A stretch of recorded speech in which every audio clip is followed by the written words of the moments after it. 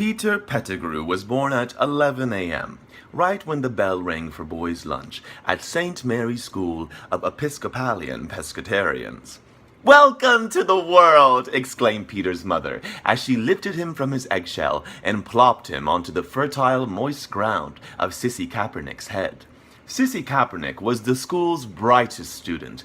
A week earlier, she visited her uncle's farm in the countryside, one of her favorite activities in the whole wide world, as she was known to say to her friends at school. However, this time, when leaving her uncle's and hugging her youngest cousin Myrtha, Sissy's scalp became a bridge to a whole new world. "Everyone, come on! We're gonna miss our ride to the new world!" shouted Mrs. Pettigrew. She grabbed a baby Peter in her arms and followed a gathering crowd of head lice hurtling towards the union of Sissy and Myrtha's heads. "We can't jump! We can only crawl through!" shouted men in the back. Peter was scared. He didn't know what was going on. He thought he was born into a home, but now that home was being evacuated for some strange reason he couldn't understand. "Ooh!" shouted Peter's Aunt Muriel. "This girl's scalp is just perfect!" as she bit into the ground and started extracting that strange substance which seemed to rule the existence of all head lice in Peter's eyes. "Ouch!" complained Sissy during the car ride home, slapping the upper right portion of her head.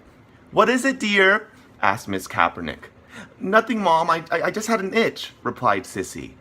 "I keep telling your father to quit sending you to that dirty farm. You probably contracted head lice from one of those nasty cousins of yours."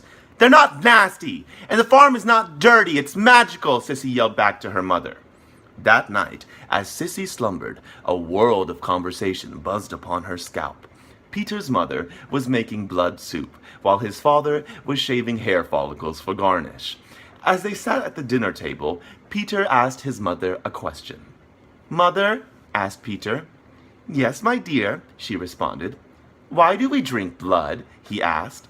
"Because, Peter, we are what we are, and we do what we do," she replied. "But it doesn't make sense, and it doesn't feel right," Peter said. "Well, it ain't supposed to feel right.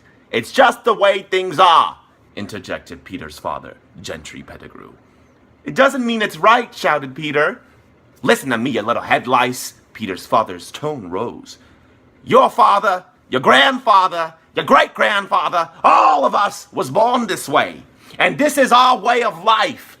If you don't like it, don't drink your hairy blood soup and go to bed early tonight." Peter was quiet, looking down at his leg arms.